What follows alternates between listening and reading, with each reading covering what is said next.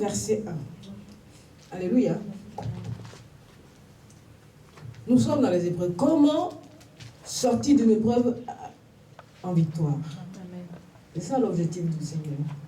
C'est que l'épreuve est importante parce qu'elle te construit, parce qu'elle crée en toi un caractère pieux. Tout dépend. Il y a deux formes d'épreuves. Il y a l'épreuve que toi-même tu provoques, qui peut dévier à la tentation. Et il y a l'épreuve spirituelle qui vient, qui est suscitée par Dieu afin de t'amener à la sagesse. Amen.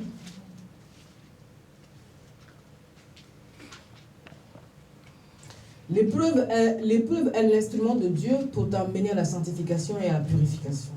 Il ne faut jamais sous-estimer l'épreuve. Il ne faut jamais parler contre Dieu. Parce que l'épreuve, c'est l'instrument que Dieu utilise pour t'amener à la purification et à la sanctification et la purification. La sanctifier veut dire te mettre à part. Amen. Et il te met à part et il te purifie. On rentre dans un processus de purification et purification, c'est jusqu'à la vie éternelle. Alléluia. Nous allons lire le premier verset. Et il faut savoir que l'épreuve est importante. Et c'est incontournable. Amen. L'épreuve est importante dans tous les domaines, dans l'église, dans la vie du chrétien, surtout dans la vie du chrétien. Parce que dans la vie du chrétien, l'épreuve, c'est l'épreuve. C'est l'épreuve pour l'amener à la sanctification et à la purification. Voilà. L'épreuve est suscitée par Dieu. Pas forcément Dieu lui-même, mais Dieu peut utiliser un instrument qui est toujours Satan. Amen. Vous allez comprendre, parce que je vais vous montrer plusieurs domaines des instruments que le Seigneur peut utiliser. Amen. On oublie un peu celui de Job, mais ça peut être subtil. Amen. Nous allons prendre le livre de Jacques. Alléluia. Le premier verset de Jacques. Jacques, serviteur de Dieu et du Seigneur Jésus-Christ, aux 12 tribus qui sont dans la dispersion, salut. Dispersion, la diaspora. Au travers l'ensemencement. Au travers l'intégration dans les pays étrangers. Ils se sont installés dans des pays étrangers pour fuir la persécution des chrétiens. Alléluia. C'est après le Seigneur. Amen. Mes frères, regardez comme un sujet de joie complète les diverses épreuves auxquelles vous pouvez être exposés. Alléluia. C'est-à-dire, pendant le moment des épreuves, il ne faut pas être dans la tristesse. Il faut déjà voir la victoire du Seigneur et cultiver la joie. Parce que vous avez la vie éternelle et que vous savez que le Seigneur a tout vaincu. Mais c'est parce que vous connaissez la source. C'est parce que vous n'êtes pas l'acteur de ces épreuves que les épreuves sont tombées sur vous. Alors vous avez la certitude que le Seigneur est au contrôle. Et donc, au lieu de vivre dans un moment de... C'est vrai que les épreuves, ce n'est pas évident. Mais, à un certain moment, vous allez vers le Seigneur, puisque le Seigneur suscite les épreuves pour que nous allions en communion avec lui.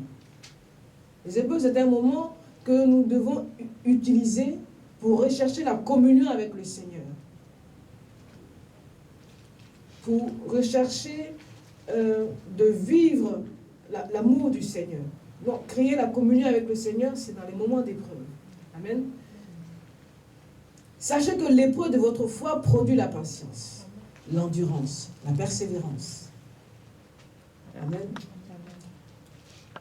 Les épreuves égale endurance, persévérance. Amen. Ensuite, mais il faut que la patience accomplisse parfaitement son œuvre, afin que vous soyez parfaits et accomplis sans faillir à rien. Vous voyez, les épreuves nous conduisent vers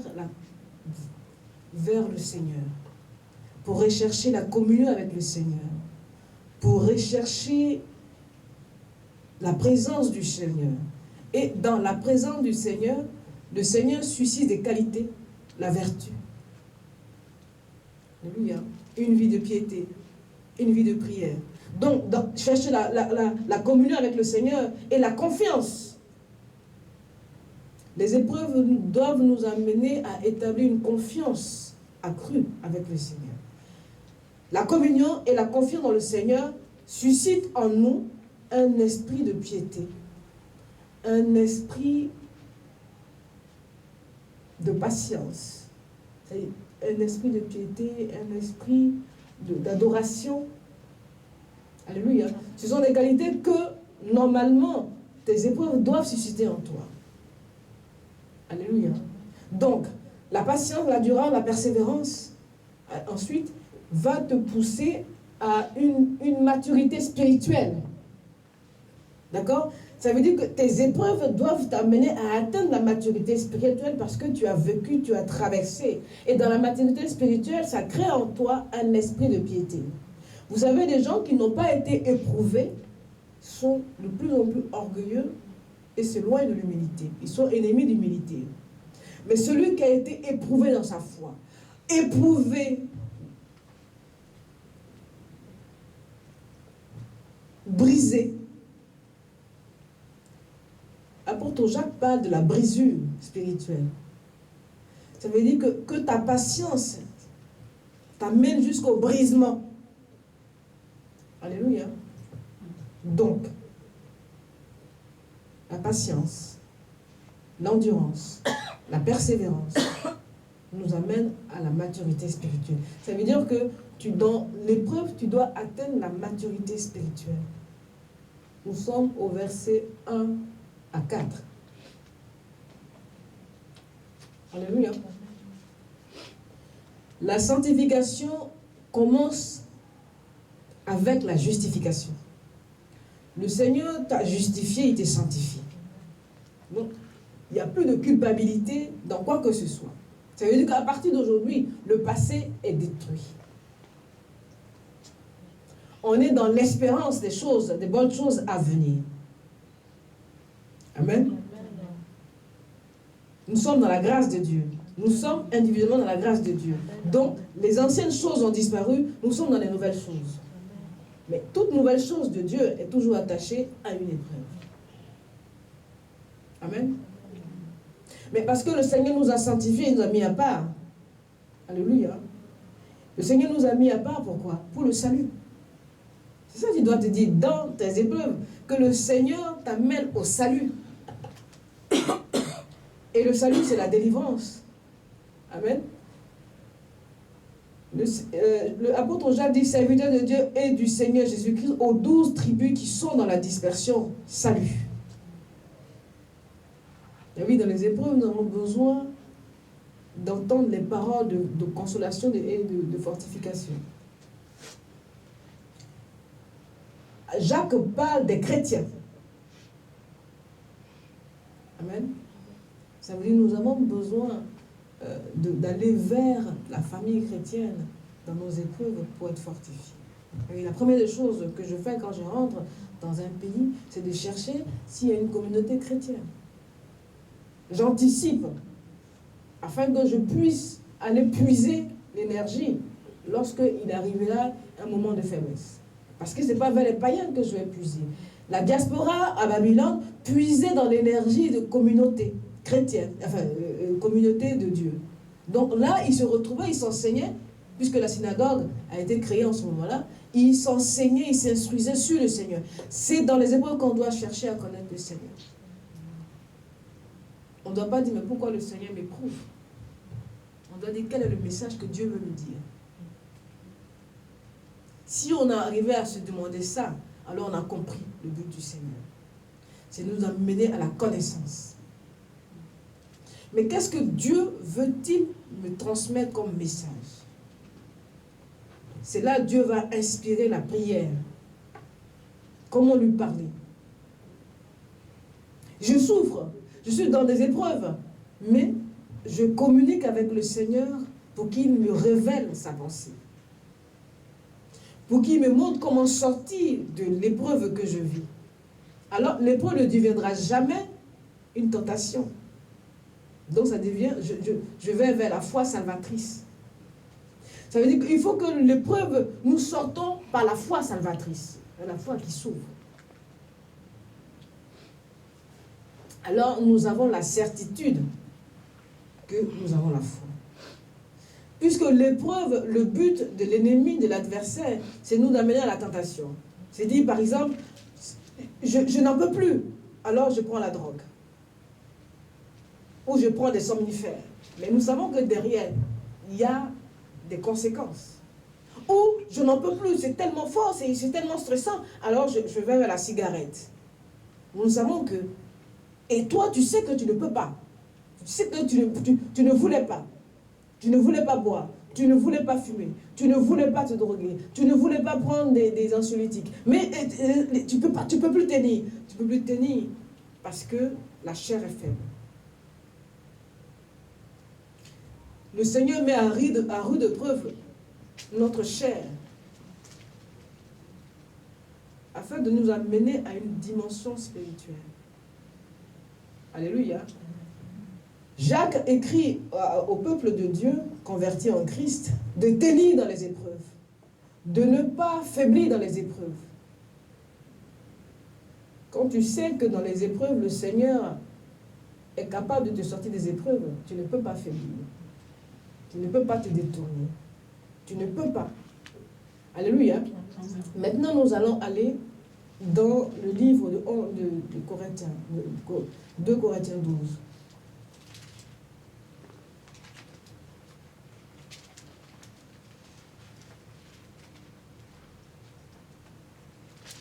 C'est dans l'épreuve que les chrétiens se retrouvent. S'il y avait... il n'y a plus de classement social. Dans les épreuves, dans la foi, ils deviennent tous un. Et il n'y a plus de connotation de titre de leadership. Normalement, ceux qui sont éprouvés deviennent humbles et ils n'ont plus de différence entre eux. Amen. Nous allons aller dans le livre de 2 Corinthiens chapitre 12. Et vous allez comprendre une chose que le Seigneur m'a enseigné, c'est que l'épreuve, Dieu peut utiliser plusieurs moyens de nous amener, lorsqu'il nous a choisis pour le salut, pour nous amener à la dimension que lui veut. L'épreuve t'amène à l'obéissance selon Dieu. Alléluia. Et le Seigneur sait que ta chair est faible. Et s'il a besoin de toi pour un but, alors il te garde. Et Dieu sait comment te garder. Et la façon dont il te garde est spécifique à chaque personne et à chaque appel. 2 Corinthiens chapitre 12. Si quelqu'un a trouvé ce passage, lis le passage. Tout le chapitre? Non. Oui, tout le chapitre.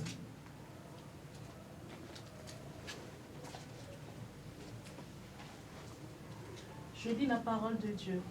Il faut se glorifier, cela n'est pas bon.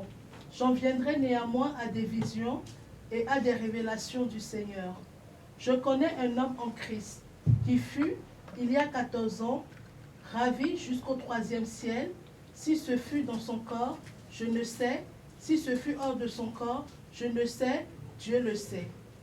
Et je sais que cet homme, si ce fut dans son corps ou sans son corps, je ne sais, Dieu le sait, fut enlevé dans le paradis et qu'il entendit des paroles ineffables, qu'il n'est pas permis à un homme d'exprimer. Je me glorifierai d'un tel homme, mais de moi-même, je ne glorifierai pas, sinon de mes infimités.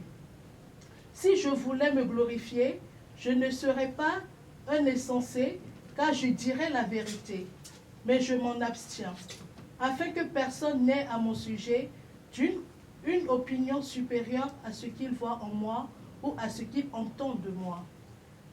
Et pour que je ne sois pas enflé d'orgueil à cause de l'excellence de ces révélations, il m'a été mis une écharde dans la chair, un ange de Satan pour me souffleter et m'empêcher de m'enorgueillir.